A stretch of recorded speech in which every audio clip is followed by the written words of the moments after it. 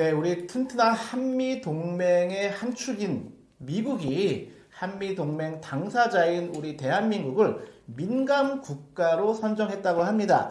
전 세계 26개 국가 정도만을 민감 국가로 선정했는데 우리처럼 한미 군사 동맹을 맺은 국가 중에는 우리가 유일하게 민간 국가에 속해서 이것이 지금 뉴스에 나오고 있습니다. 그동안 이제 윤석열 정권이 지금 한 3년 차 지금 횟수로 좀 접어들고 있는데 어떻게 미국이 우리에게 민간 국가라고 하는 타이틀을 부여하게 되었는지 이 말씀 나눠보겠습니다. 대표님, 민간 국가 이걸 어떻게 봐야 할까요? 이게 올해 초라고 합니다. 1월 초에 미국 에너지부가 이게 바이든 정부 때 지금 이거를 결정한 건데 민간 국가 및 기타 지정 국가 리스트 최하위 범주에 우리나라 기타 지정 국가에 우리나라를 넣었다라고 합니다. 근데 민간 국가로 분류가 되면요, 예를 들어서 원자력, AI, 양자과학 등 첨단 과학기술 협력이 타격을 입게 된다는 겁니다. 불이익을 받게 될 수 있는 부분이 있고요. 이게 우리나라가 4월 15일 다음 달서부터 이게 만약에 번복이 없는 한 이게 이제 실효가 되는 거죠. 진행이 되는 거죠. 근데 이렇게 되면 이게 국가 안보, 핵 비확산, 지역 불안정, 경제 안보, 테러 등 이런 부분과 관련된 것 때문에 이게 지정이 된다라고 하는데 말씀하셨듯이 우리나라가 지금 한미 동맹이 뭐 70년이 넘는 역사인데 이런 적은 처음입니다. 근데 문제가 뭐냐면요. 1월 초에 이게 지금 지정이 됐는데 지금 2달이 지난 상황에서 이게 확인된 겁니다.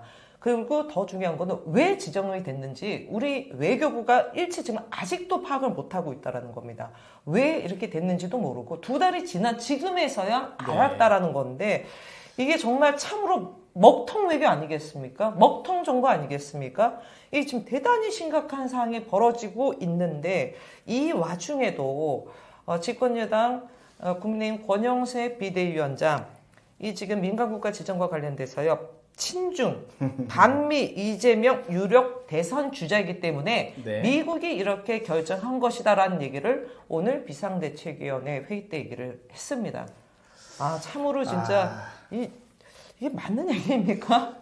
아무리 뭐 야당 탓을 한다 그래도 아니 지금 권영세 비대위원장은 집권 여당 내에서 벌어진 이 민간국가 지정인데 이 본인이 집권 여당 비대위원장이 아니라요. 이 야당 비대위원장이 얘기하는 것 같아서 제 귀를 의심했습니다. 국민의힘은 지금 집권 3년 차가 되고 있음에도 본인들이 한 번도 여당다운 모습을 보여준 적이 없는 것 같아요. 오직 이재명 탓, 오직 민주당 탓, 오직 전 정권 탓만 3년째 되풀이하고 있는데 권영세 친중 반미 유력 대권주자 이재명 때문에 대한민국이 민감 국가로 선정되었다. 물론 이제 이 보도에 대해서 이제 국민의힘 지지층에서는 그렇다고 뭐 말을 하겠죠. 근데 이제 제가 봤을 때에는 뭐 몇 가지 이제 추정이 됩니다. 첫 번째는 아무래도 이제 계엄 사태가 가장 큰 게 있었기 때문에 민간 국가 선정의 주요한 이유가 아니겠냐 하고, 두 번째는 중요한 게 국민의힘 측에서 핵무장과 관련된 그런 주장들이 심상치 않게 좀 등장을 했습니다. 유력 대선 후보인 오세훈 서울시장의 경우에 과거에 우리 핵무장과 관련된 공개 기자회견까지 했었던 게 오세훈 서울시장이거든요. 미국 입장에서는 가만히 이걸 가만히 볼 수만 없는 그런 사태이기 때문에 지금 민간 국가에는 지금 윤석열과 국민의힘 측에서의 그런 행동에 대해서 미국이 강력한 경고를 보낸 게 아닌가. 좀 민간 국가로 우리나라를 미국이 지정한 이유와 관련돼서 크게 세 가지로 얘기되는데요. 지금 방금 말씀하셨던 핵무장이 이게 좀 가장 큰 이유가 아니겠냐라고 얘기됩니다. 이게 왜 그러냐면요. 지금 말씀하셨듯이 국민의힘 대선 잠룡 후보들 지금 예외 없이 홍준표, 오세훈, 한동훈, 나경원 다 계속 얘기를 하고 있는 부분이 있는데요. 사실 이거보다도 더 근본적인 거는 2003년 1월에 윤석열이 대한민국 대통령으로서 처음으로 핵무장, 전술핵 배치, 자체 핵 보유를 얘기를 했다는 점이에요. 그동안 특히 국민의힘 쪽 유력 정치인들이 핵무장 얘기를 한 거는 처음은 아니에요. 지속적으로 해왔습니다만 대통령이 핵무장 얘기한 거는 윤석열이 처음이랍니다. 그게 2023년 1월이에요. 그 이후에 윤석열이 몇 차례 더 얘기했고요. 심지어 작년에 김용현도 국방부 장관 취임 이후에 이런 얘기를 했다라고 합니다. 근데 미국 입장에서 보면 핵무제과 관련된 부분을 얘기하는 것 자체가 민간 국가로 지정할 수 있는 네. 근거가 충분히 되는 부분이 있고요. 또 하나는 군사적 모험주의가 있었지 않습니까? 네. 김용현이 국방부 장관 되고 난 다음에 평양에 무인기를 보내는 일, 그다음에 북의 오물풍선 관련돼서 원점 타격 얘기하고 등등 하다 보니까 이게 큰 빌미를 줬다라는 게 일단 있고요. 두 번째는 말씀하셨듯이 불법 개헌과 관련돼서 네. 대한민국 수대가 된 것뿐만 아니라 대외 신인도, 국가 신인도가 매우 추락하지 않았습니까? 불안한 국가가 된 거예요. 네. 지금 스웨덴에서 제가 그 연구소 이름 까먹었는데 민주주의 관련된 연구소가 발표한 거에 의하면 대한민국 민주주의 지수가 추락이 됐습니다. 맞습니다. 예. 지금 이 민주주의와 독재국가 사이에 아노크라시라고 있습니다. 그 경계로 지금 진입되는 게 아니냐라는 우려도 상당히 많은데 이 부분이 있고 또 하나는 작년에 체코 원전 수출하면서 네, 네. 미국의 웨스팅하우스 거기 기술을 우리가 유출했다는 등 때문에 이 체코 원전 수출 관련된 미국과 갈등이 있지 않습니까? 맞습니다. 예. 이 부분도 한 축이 아니겠냐. 세 가지가 나오는데요.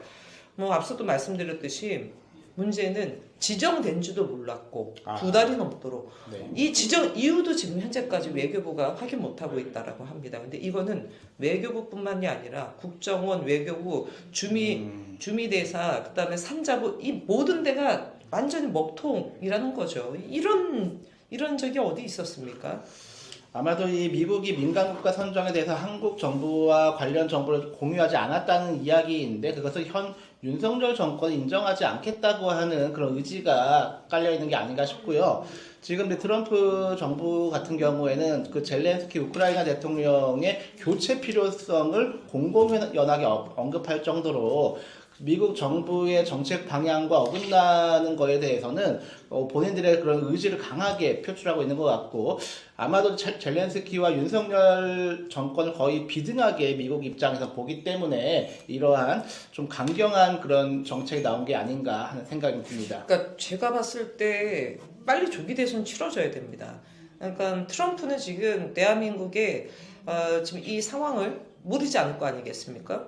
최상목을 파트너로 생각 안 해요. 할 리가 없죠. 그렇죠. 대행의 대행이니까. 한덕수 만약에 탄핵 기각돼서 복귀해도 인정 안 합니다.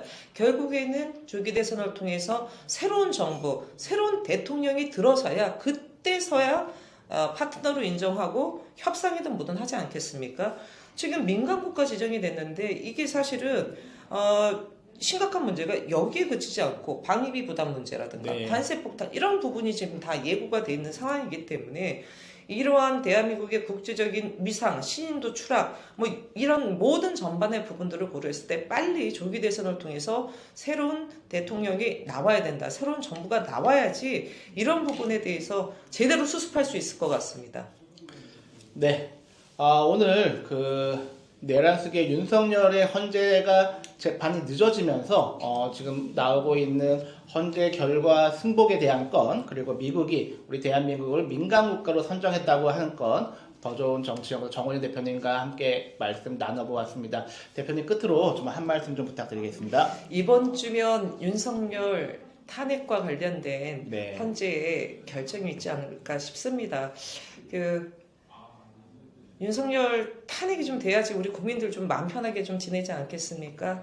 많은 기다림이 있었기 때문에 윤석열 파면 탄핵 인용이 되지 않을까 싶고요. 그런데 아마 우리 헌재에서 판결문의 핵심 내용 주문사항 피청구인 윤석열을 파면한다. 네. 네, 이 말은 10초도 안 되는 말입니다. 네. 예, 10초도 안 되는 얘기이기 때문에 그 짧은 얘기를 듣기까지 많은 국민들 애가 타는 심정으로 참 오래 기다렸을 텐데요. 좀만 기다리면 이번 주에 그 소식을 듣지 않을까 싶습니다. 예.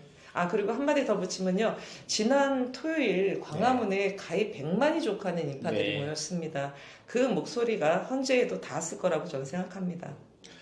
네. 하루속히 내란숙의 윤석열의 파면을 촉구하면서 오늘 방송 여기서 마치겠습니다. 감사합니다. 감사합니다.